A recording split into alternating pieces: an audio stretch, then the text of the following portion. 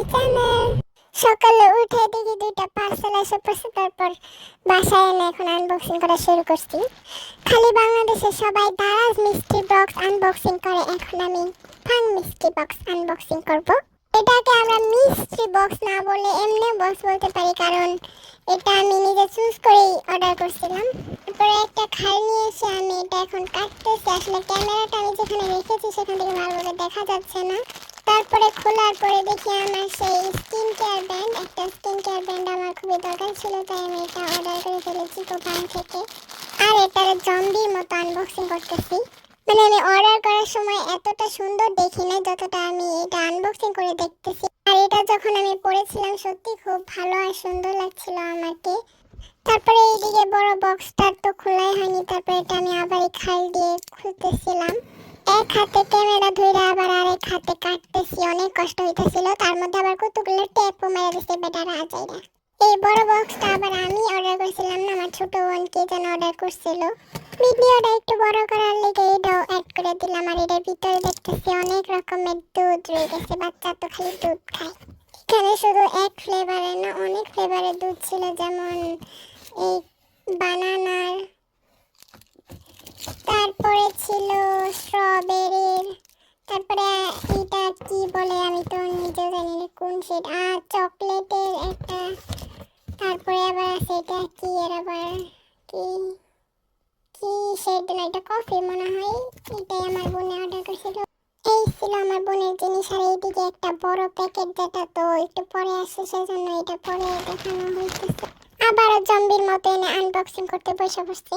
আসলে এটার মধ্যে বড় কিছু না, একটা হ্যান্ড স্ট্যান্ড ছিল, না মোবাইল স্ট্যান্ড ছিল একটা। আমার এক জায়গায় ফোন রেখে ভিডিও করতে হয় দেখে এটা অর্ডার করছিলাম, কিন্তু এটা অর্ডার করে ভিডিও বানাইলে লাভ ভিউজ, আমার তো আবার ভিউজ হয় না। কথা বলতে বলতে এটার ভিতর থেকে কি কালো একটা সাপ না কি কি বাইরে আসতেছে, নিজেও জানি না। এটা আবার ভিতরে একটা কাগজ দিয়ে দিয়েছে, এটা আবার খোলার পরে দেখি সাপের মতো তারাবে একটা স্ট্যান্ড।